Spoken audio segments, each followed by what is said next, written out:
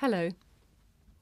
Now, one question I'm often asked is, what's the best way to improve my pronunciation? Well, my first piece of advice is to try to learn each different sound of English.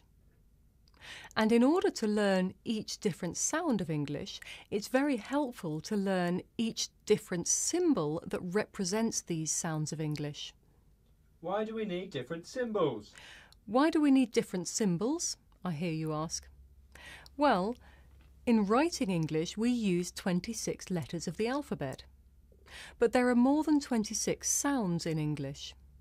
In fact, there are over 40 sounds in English, and it's not very easy to show these using only the letters of the English alphabet.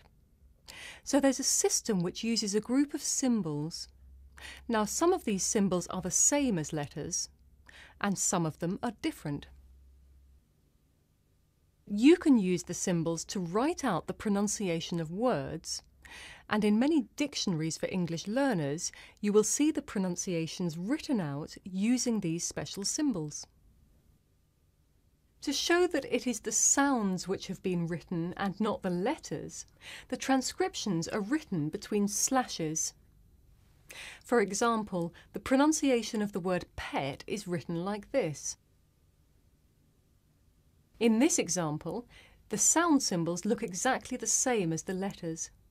You can only tell that we're talking about pronunciation and not spelling because of the slashes. However, some words look very different when you see their pronunciation. Look at this one. Have you got any idea what that is? It's the word knowledge. And as you can see, it's very different from the spelling. So this is why it's very useful to learn the symbols. You can't always match the letters of a word to the sounds of that word. So if you want to improve your English pronunciation, you should learn the different sounds.